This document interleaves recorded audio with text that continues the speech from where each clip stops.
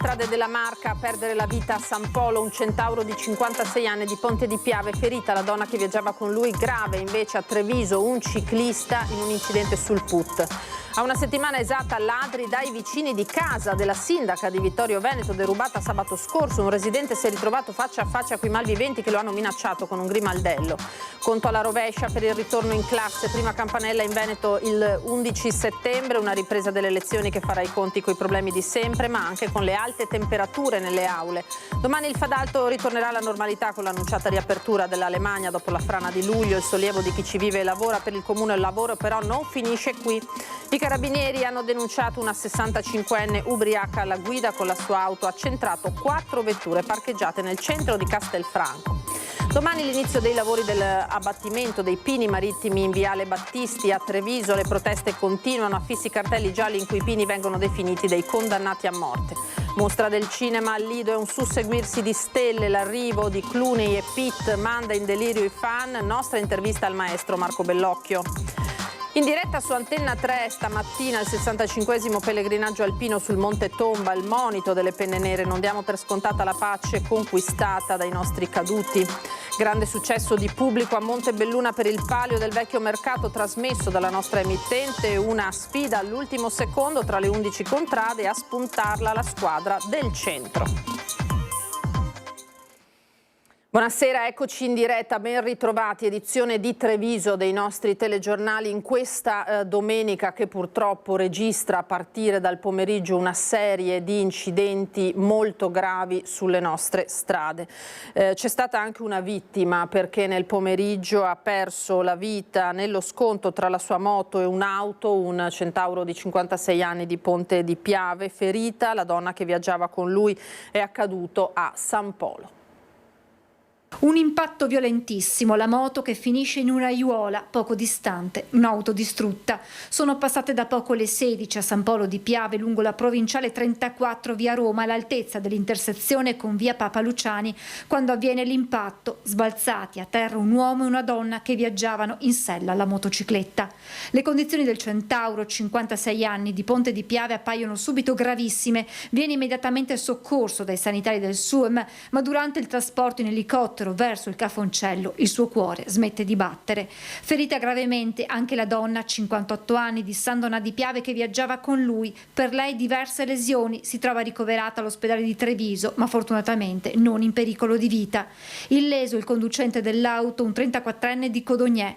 Sul posto la polizia stradale che sta ricostruendo la dinamica della tragedia. Tra le possibili ipotesi al vaglio quella di un sorpasso o di una manovra di svolta, ma solo le indagini potranno accertare l'accaduto. Importanti potranno essere le immagini delle telecamere della zona che il sindaco di San Polo, Nicola Fantuzzi, si è detto pronto a mettere a disposizione delle forze dell'ordine.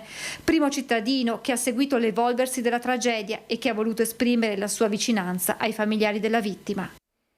E come vi dicevo ci sono stati purtroppo altri incidenti. Vediamo se riesco a farvi vedere la fotografia del sinistro che si è verificato sul Put a Treviso con un ciclista che è rimasto ferito purtroppo in maniera grave nel tamponamento di una macchina, una Mercedes condotta da un ventenne originario di Castelfranco, ma qui non abbiamo ancora purtroppo altre notizie, sappiamo solo che il ciclista è in gravi condizioni e abbiamo notizia di un altro incidente serio in quel di Oderzo. Proprio in questi minuti cercheremo di darvi degli aggiornamenti.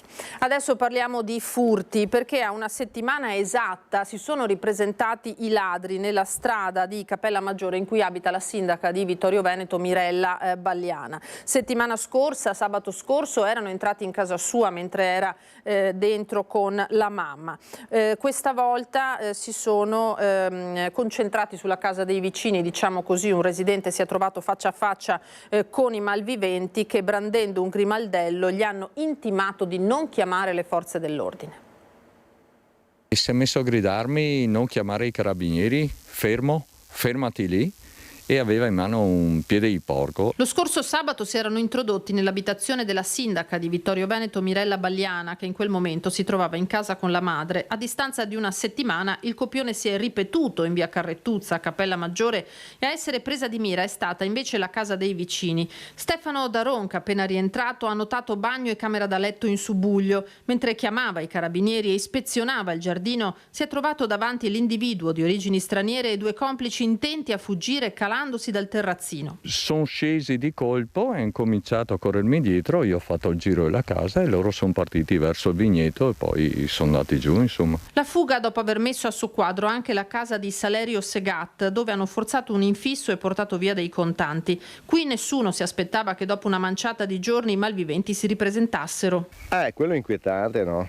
Cioè, nel senso che uno dice adesso cosa faccio?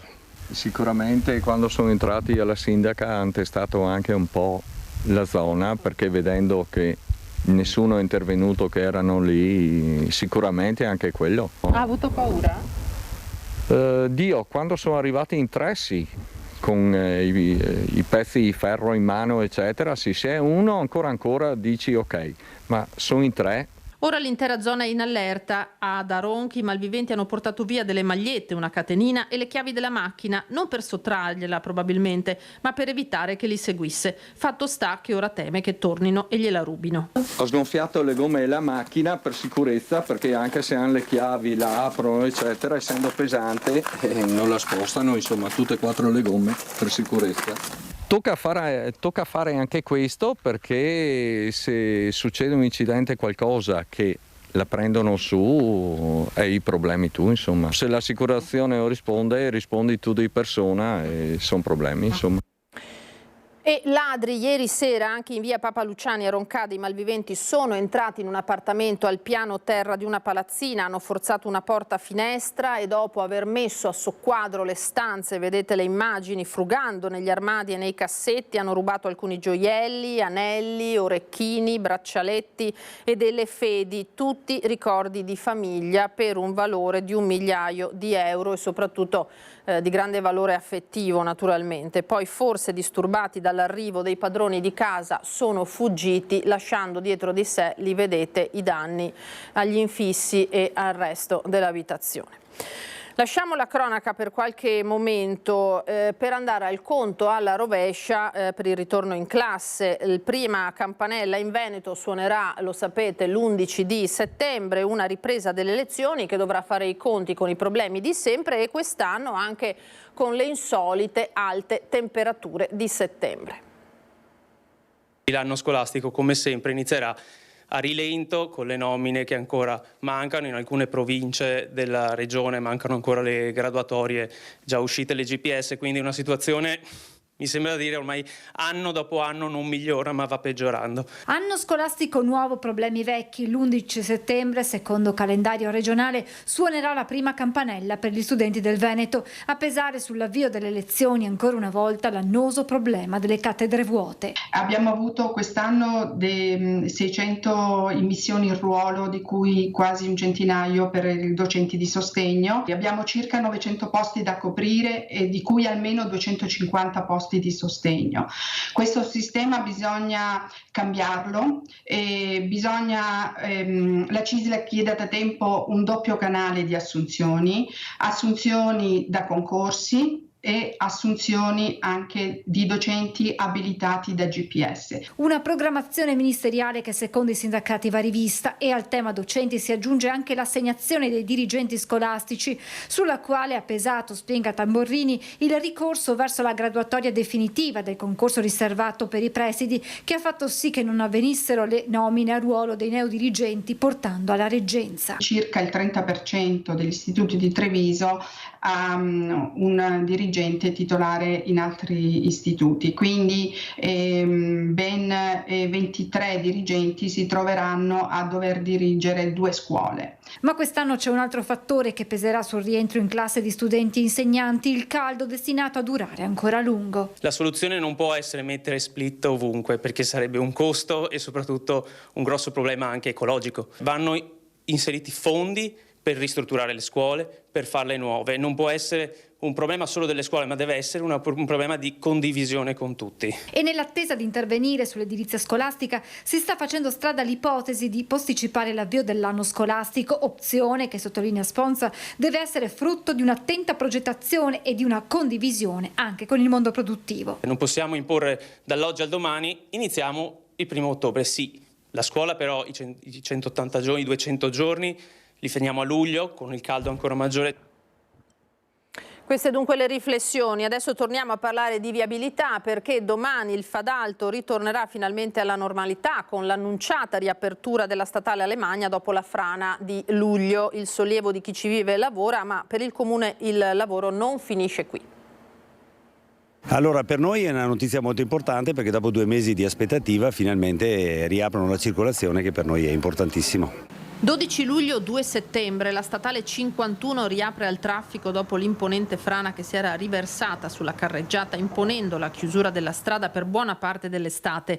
Il materiale è stato rimosso da ANAS che ha effettuato tutti i doverosi monitoraggi della stabilità del versante. Residenti e attività economiche tirano un sospiro di sollievo. Questi 2 mesi ovviamente per noi sono stati un po' duri perché evidentemente è bloccato tutto il passaggio, quindi abbiamo dovuto lavorare solo con i clienti che ci raggiungevano, però insomma posso anche dire che effettivamente rispetto a altre situazioni questa volta ANAS si è data veramente da fare, perché tolta la settimana di ferie lì di Ferragosto io ero qui a monitorare e ho visto che i mezzi hanno sempre lavorato e anche in maniera continuativa. Alla riapertura della statale Masutti garantisce che sarà presente anche se lunedì è giorno di chiusura del suo locale. Vuol vedere con i propri occhi l'atteso ritorno alla normalità, auspicato a più riprese anche dal Comune. Nel giro di 1 mese e mezzo l'Alemagna è stata riaperta e questo ringraziamo tutti coloro che hanno lavorato per questo risultato. Inoltre è stato fondamentale la liberalizzazione del tratto autostradale Fadalto Nord,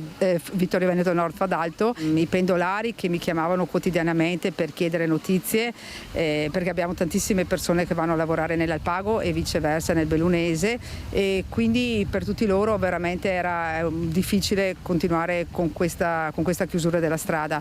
E poi anche un po' le attività commerciali, quelle poche che sono rimaste in zona, un po' di negatività rispetto a questa chiusura c'è stata. Ma i tempi di ANAS sono stati celeri e questo va riconosciuto, conclude il sindaco. Il lavoro tuttavia non termina qui. Ora si tratta anche di impegnarci per quello che saranno i lavori strutturali definitivi per il tratto interessato, perché il versante della montagna è abbastanza delicato e vediamo che ultimamente tende a franare molto spesso, quindi verranno fatti dei lavori di consolidamento rispetto a delle gallerie e delle barriere paramassi che forse chiuderanno definitivamente questo capitolo di continue chiusure della strada. Nel frattempo la chiusura dell'Alemagna non ha impedito ai tanti che hanno cercato refrigerio al Lago Morto di raggiungere le sponde e rinfrescarsi in acqua, rive affollate come sempre di famiglie e bambini.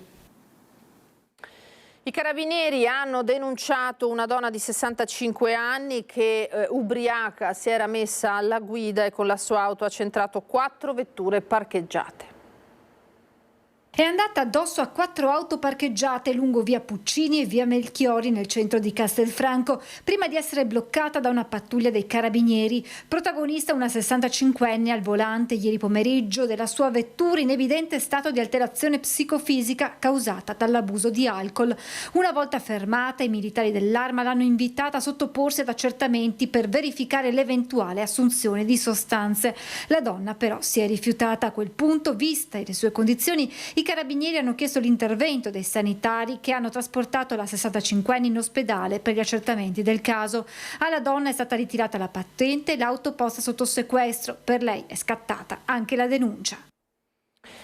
Domani mattina alle 7 torniamo a Treviso, inizio lavori per l'abbattimento contestato dei pini marittimi di Viale Cesare Battisti, intervento finalizzato alla riqualificazione di strada e parcheggi, ma le proteste continuano, lo vedete, oggi sono stati affissi agli alberi destinati al taglio questi cartelli gialli in cui i pini vengono definiti dei condannati a morte per delle colpe che colpe non sono. Ogni foglio riporta polemicamente un pregio in realtà di queste piante, sottintendendo che verranno eliminate ingiustamente. Resta da vedere se altre forme di protesta verranno messe in pratica anche domani mattina all'inizio dell'avvio dei lavori.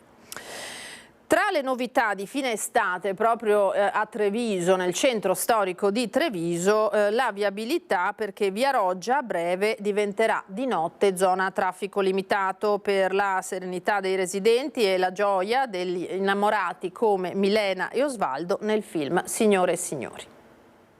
Un ulteriore passo verso una città alleggerita dalle macchine. Il passo in questione è il traffico limitato lungo Via Roggia. Decisione di Casugana che sarà operativa a giorni, ma che, si affretta a sottolineare il sindaco, è limitata alle ore serali, come per la centralissima Via Manin. Dalle 22 alle 6 del mattino, che quindi consente di limitare il flusso di auto nelle ore serali. I primi a ringraziare saranno i residenti lungo questa strada, che ricorda addirittura il confine della Treviso romana, con l'acqua che dal Ponte de Pria scorre verso il Siletto per poi buttarsi nel fiume Silente da via Zorzetto e i giardini di Sant'Andrea. Certamente avranno avuto il loro peso le lamentele per il rumore dei tombini in ferro percorsi dalle auto in transito, così come i suoni vari di sospensioni, freni e qualche parte bassa di carrozzeria che ha raschiato il dosso artificiale piazzato lì per limitare i piloti che scambiano il centro storico per l'autodromo di Monza. Via Roggia quindi più tranquilla e soprattutto sicura, da gustarsi di sera senza l'obbligo dei portici, per riscoprire magari la casa del boia che da secoli guarda Palazzo Bomben. Ma forse chi ringrazierà di più il sindaco saranno gli innamorati, che potranno passeggiare in uno dei luoghi più suggestivi della città di sera, un po' come la cassiera Milena Zulian e il ragioniero Osvaldo Bisigato in una delle scene indimenticabili di Signore e Signori. Lei starà pensando, come mai il ragioniere non parla? No, mi piace l'uomo taciturno. Eppure è soltanto la mia bocca che tace, ma penso. È questo forse che mi fa sembrare un essere chiuso in se stesso, uno scontroso. Non si denigri, ragioniere, non si denigri. Grazie. Posso almeno sperare, Milena? Ma cosa dice, ragioniere? No, Milena, non pianga, forse l'ho offesa. Io non volevo. Io non volevo. No, non sei offesa, sei orgasmo, grazie. E ora parliamo di un altro intervento invece, perché torna a vivere il campo di San Giuseppe intitolato a Fabio Artuso, grande appassionato di calcio, morto a soli 13 anni per un sarcoma. Grazie davvero Presidente e buon lavoro. Grazie mille. Con la simbolica consegna delle chiavi da parte del sindaco Mario Conte al presidente del calcio San Giuseppe, il campo del quartiere torna a rivivere e ad essere un punto di riferimento come lo era in passato. La struttura è intitolata a Fabio Artuso, grande appassionato di calcio che per anni ha calcato proprio questo terreno. A 8 anni a Fabio venne diagnosticato un sarcoma, da lì le cure, prima a Padova poi a Parigi, ma purtroppo il tumore si estese ai polmoni e a soli 13 anni il sorriso di Fabio si spense per sempre, ma non il suo ricordo mantenuto in vita attraverso i memorial a lui dedicati e inizialmente organizzati proprio sul campo di San Giuseppe. La struttura ora, grazie ad una collaborazione tra comune e società, tornerà ad aprire le proprie porte. Ci siamo ripartiti i lavori con la società e andremo in sinergia con un progetto unitario. Un po' faranno loro, quindi le demolizioni delle vecchie baracche eccetera, e un po' faremo noi. Per restituire a una società del quartiere, a cui teniamo molto, questo campo deve tornare a essere quello che era una volta,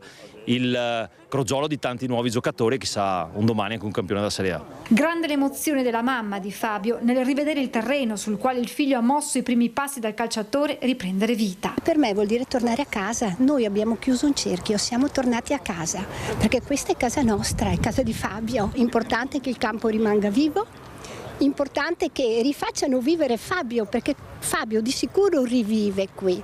È tanto vero che l'abbiamo cresciuto, è cresciuto con noi. Siamo partiti pulcini ed è diventato adulto.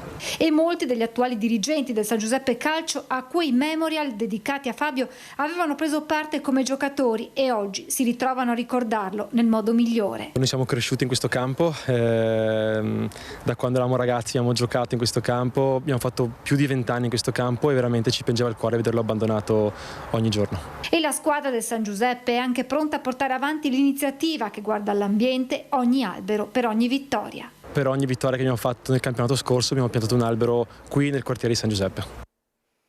Ci fermiamo adesso per qualche istante di pubblicità, torniamo tra pochissimo.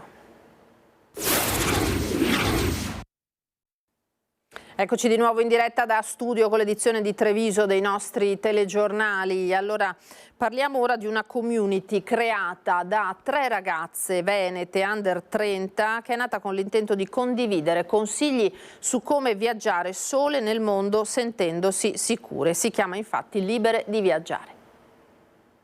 Il progetto Libere di Viaggiare nasce appunto durante una di queste esperienze in Turchia.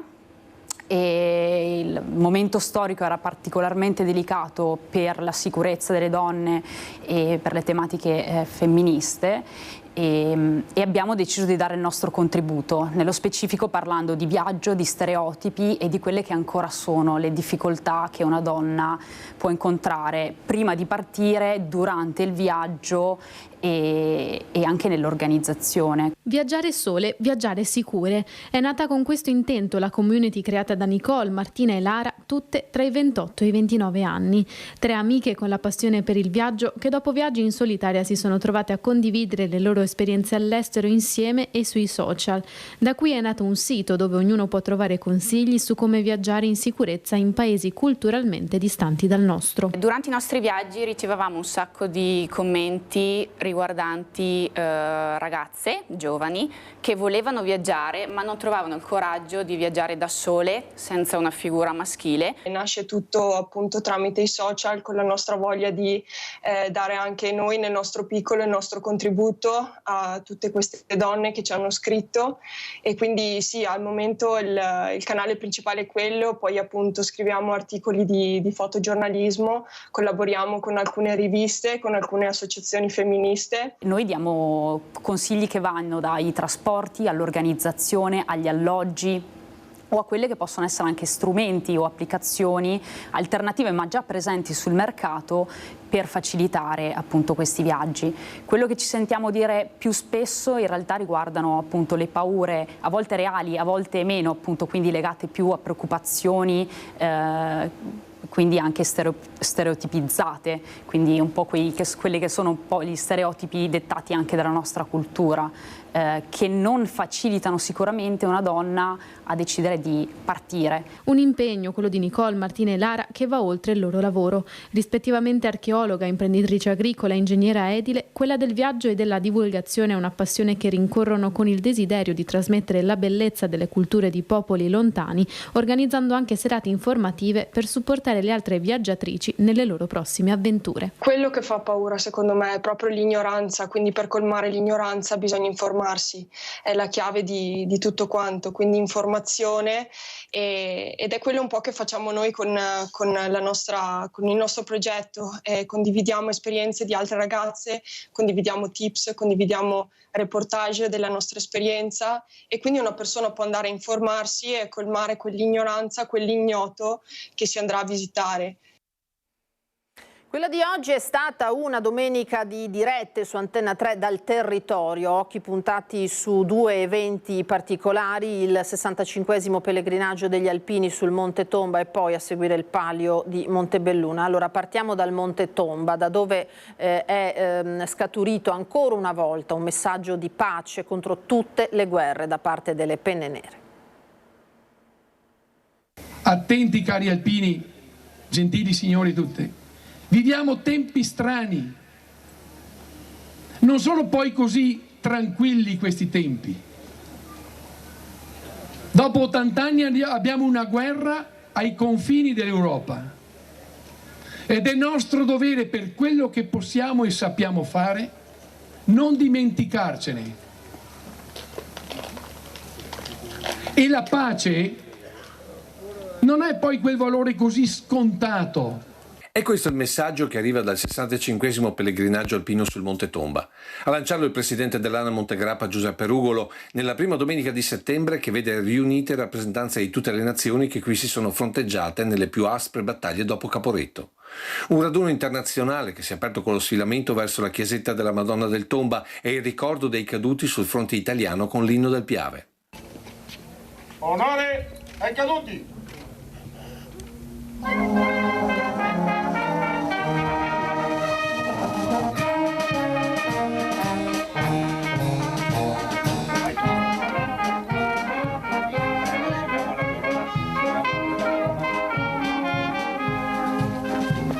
Popoli ieri nemici, oggi accomunati nell'omaggio ai caduti, come per i morti sul fronte austro-tedesco, sulle note del Signore delle Cime.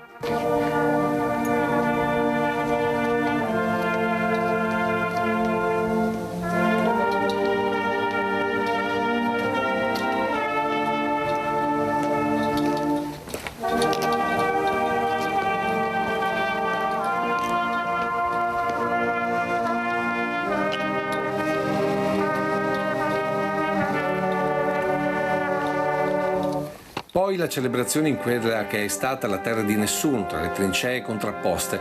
Oltre un secolo fa, il luogo di morte atroce, oggi centro dell'unità tra i popoli sotto la bandiera europea.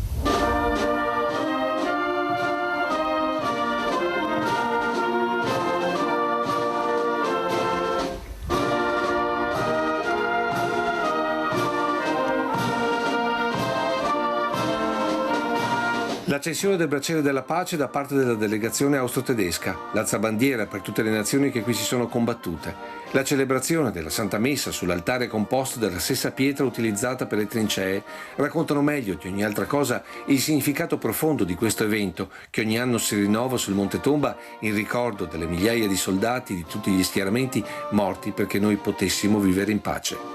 Siamo uomini di pace che si spendono nel bisogno. Questo dunque è il forte messaggio che è arrivato dal Monte Tomba. E ora veniamo invece a un evento più leggero, più divertente che vi abbiamo proposto nel pomeriggio, perché la Contrada Centro La Pieve ha vinto la 34esima edizione del Palio del Vecchio Mercato di Montebelluna che Antena 3, come detto, ha seguito in diretta. I suoi atleti hanno ottenuto il tempo migliore nella gara con i carri lungo il percorso in salita di 2 chilometri dal municipio fino a Piazza Colonna. Seconda classificata Pederiva, sul gradino più basso del podio Biadene. Il momento clou della gara era stato preceduto dalla sfilata in abiti storici. Ieri invece la quinta edizione del Palio femminile ha visto la vittoria per il secondo anno consecutivo della Contrada di Posmon il Pozzo. Dunque davvero 2 giorni di gare intense, lo vedete a Montebelluna, e tanto pubblico che ha seguito anche sul posto oltre che davanti ai nostri schermi. Immancabile l'appuntamento in una giornata come questa con la mostra del cinema di Venezia. George Clooney e Brad Pitt, sbarcati al Lido, saliranno sul red carpet alle 21:30, una domenica super anche con Richard Gere. È la notte di George Clooney e Brad Pitt alla 81esima Mostra Internazionale d'Arte Cinematografica di Venezia. Arrivati al Lido intorno alle 14 per la conferenza stampa, si sono fermati poi per le foto e firmare autografi ai fans in attesa da ore alla Daxino del Casino. Questa sera alle ore 21:30 circa sono attesi sul tappeto rosso e poi alle 21:45 la loro presenza in sala grande per la proiezione del loro film Wolf Lupi Solitari, fuori concorso. Una domenica a Venezia super, anche con Richard Gere, ma si parla anche di cinema italiano con il maestro Marco Bellocchio. Quando dici, è valsa la pena di essere a Venezia, perché è un premio che mi onora, perché Bresson, prima di tutto, è un grandissimo regista e poi è stato per me un punto di riferimento quando io incominciavo, di correttezza, di rigore e di anche fantasia cinematografica che mi hanno aiutato nel mio lavoro. Quindi, anche se mi è stato dato dalla Santa Sede con una bellissima lettera del Cardinal io, confermando la mia dimensione laica di non credente, però penso che sia il momento di cercare il dialogo anche con chi ha delle idee diverse e quindi ho particolarmente gradito che questo premio mi venisse conferito dalla Santa Sede. Per lei Bresson è stato un punto di riferimento, lei maestro è un punto di riferimento per tanti giovani registi. Che consiglio darebbe? Il consiglio ma è un consiglio umano, non è tanto al regista, cioè ormai ciascuno di noi di difendere le proprie idee se uno le ha e quindi una lotta anche che può essere dura, difficile, insomma, ma questo, ripeto, vale per i registi, vale per i giornalisti, vale per gli uomini, ecco. Io in qualche modo, con tanti limiti, ho sempre, credo, alcune idee in cui credevo, io le ho difese. Ieri sera sul tappeto rosso si sono visti Paolo Egonu, oro olimpico nella pallavolo e conoscenza nel cuore degli Moco Volley, con il fidanzato, e poi Alessandro Borghi, le modelle di Armani e Marco Tamberi, ma c'è ancora tempo per una battuta con Bellocchio. Qui un suo mediometraggio. Sì, esatto.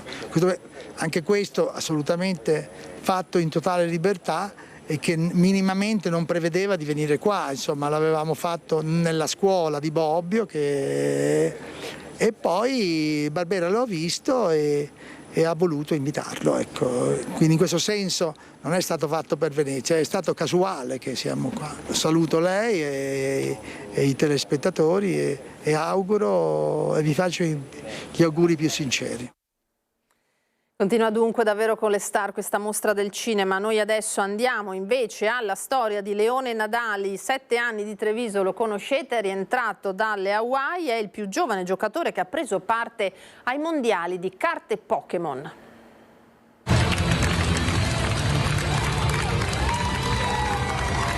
Eccolo Leone, 7 anni compiuti a luglio, entrare nella grande sala di Honolulu che ha ospitato i mondiali di carte Pokémon insieme ai migliori giocatori della specialità. Un'emozione vissuta insieme ai genitori e al fratellino che lo hanno accompagnato. È stato un periodo di preparazione, un po' di tensione anche, perché comunque l'appuntamento era importante, però alla base c'è sempre stato il divertimento, quindi questa è la cosa che non deve mai mancare. Noi ci divertiamo a giocare, a volte si gioca, a volte non si gioca, perché ci sono altre cose da fare, però siamo arrivati all'appuntamento. Alle Hawaii Leone era il più piccolo giocatore in gara, per 3 giorni è stato impegnato in una serie di partite. Alla fine di tutti i turni Pokémon di quel giorno io ero ancora carico, come se mi sono svegliato da un'ora. Ad Honolulu anche l'amico Alberto, 13 anni, di Casale sul Sile, top 8 della sua categoria e primo degli europei. Alla fine Leone si è classificato 315esimo su 385 partecipanti, un successo per un piccolo campione che punta sempre alla vittoria. A me piace giocare, ma quando vinco sono sempre più contento. Rientrato dalle Hawaii, Leone ha subito ricominciato con le gare che serviranno ad ottenere il punteggio necessario per partecipare tra un anno ai mondiali in California. A ottobre andiamo a Lille, in Francia, e dopo abbiamo un po' di tornei locali da fare che stiamo programmando, e poi c'è l'appuntamento con l'Europeo a febbraio a Londra, che sarà il 22-23 di febbraio, mi pare di ricordare, intorno a quelle date lì, e poi ogni mese c'è un appuntamento internazionale e compatibilmente agli impegni cercheremo di partecipare a tutti. Questa dunque è la storia di Leone. Invece adesso andiamo allo spazio dedicato al nostro archivio di Antenna 3. Abbiamo accennato in uno dei servizi di questo telegiornale al ritorno in classe, no? E dopo le vacanze, con l'arrivo di settembre, appunto si ricomincia a parlare di scuola. Oggi come ieri con libri di testo, zainetti, abbonamenti del bus, ma ieri questo mese era anche il tempo degli esami di riparazione. In molti ricorderanno estati passate con i libri e le ripetizioni che finivano anzitempo sui banchi di scuola per temi e questionari. Ma era meglio quella scuola o quella di oggi? E allora, per fare una comparazione nella consueta rubrica domenicale dedicata alla nostra storia, torniamo stasera al 1° settembre del 1987.